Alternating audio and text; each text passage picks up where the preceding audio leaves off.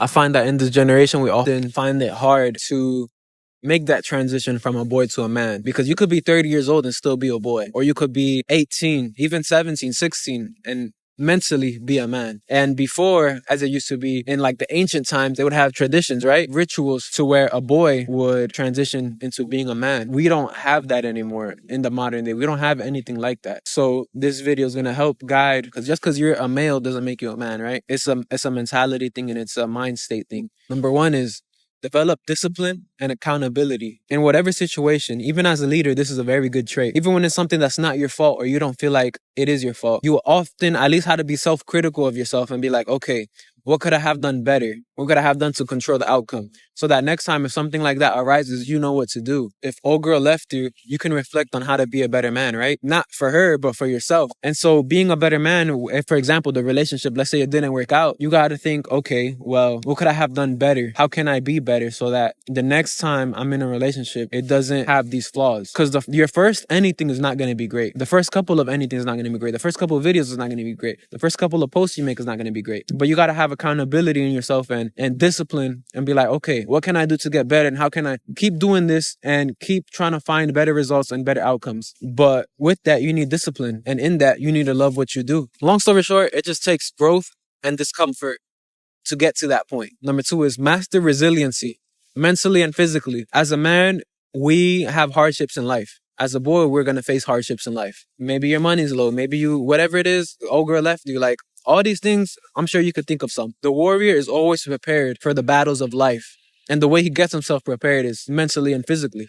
Training. And the way he stays prepared is by keeping his mind and body sharp. Number three is look better, feel better, right? We're often told nowadays, looks don't matter. It's about personality, blah, blah, blah. Honestly, bro, I don't believe that. And it's not to come off shallow, because I'm not a shallow person, right? I truly do believe that personality is very important.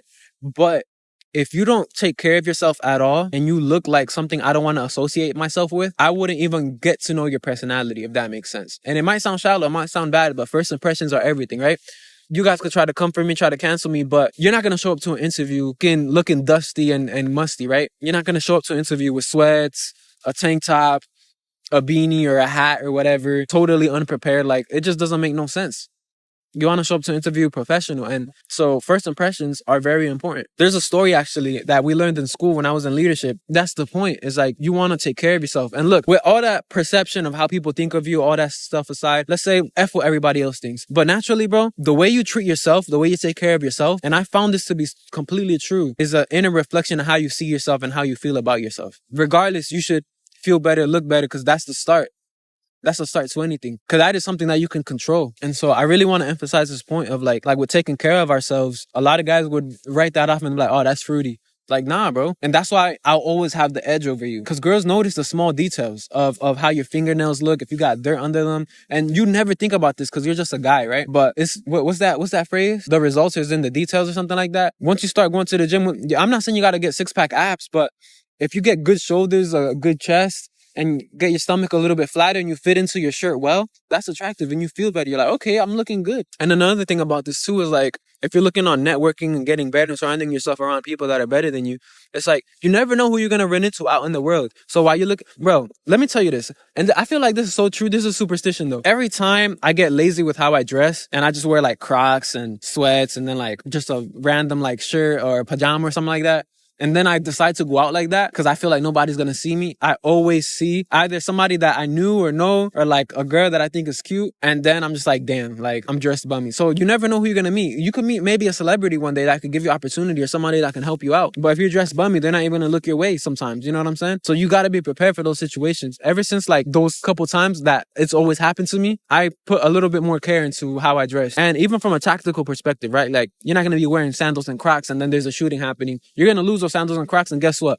You're going to be running on asphalt. You're going to be running on concrete with the hot ass sun reflecting on it, burning the skin off of your feet. You're not going to get far, but that's like a whole nother point. In short, if you look better, you feel better. So take care of yourself. Even if it's in small ways, but have that care for yourself, because if you don't take care of yourself, you're telling the world that you don't really care. And so why should they? Number 4 is you want to have OGs, mentors, and a pack around you, a group of guys that are like you. So let me talk about the OGs, right? You want to have OG's perspective, a man that you could count on to guide you towards the right track.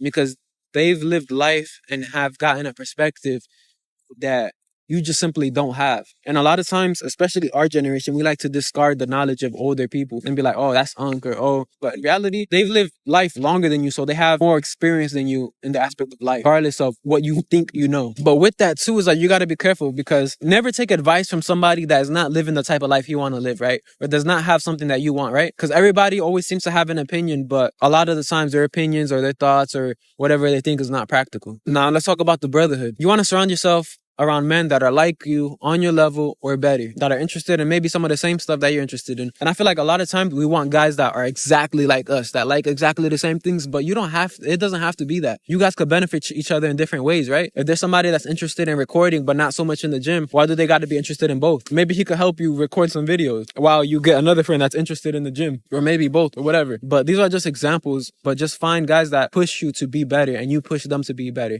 Because iron sharpens iron, and I say this all the time. And for the longest time, I felt like I had to lone wolf this. I had the mindset of not a lot of men are like me. Not a lot of men think like me. And which is kind of true, because the more ambitious your goals are, the more rare of a man you choose to become. That's exactly the point. They're rare. So you're not going to find as much common people with the same ambition or the same goals as you. It gets less and less and less the higher you go. So it's also a matter of putting yourself out there, joining communities, going out and talking to people, whatever settings you find yourself in. If you find yourself in the gym, create conversations, because like talk to somebody physically, talk to somebody from your town so you guys can sharpen each other truly. Pause. Number 5 is pursue your dream relentlessly. A boat without a sail cannot move. I think a lot of the time, Sue, we set up goals and we set up things for a purpose that doesn't serve us. It's not our purpose. We're often chasing girls, finding cold approach and how to be more attractive, when in reality, bro, you're worried about the wrong thing. You should be working on yourself. You should be better. You should be focusing and bettering yourself, getting your money up, getting your physique up, getting your self-care up, getting your knowledge up and life experience. And then all that stuff will come to you naturally. But you're focused on the wrong thing, so you're staying bummy, and then you want to get all these girls. And I've tried to explain that to so many people.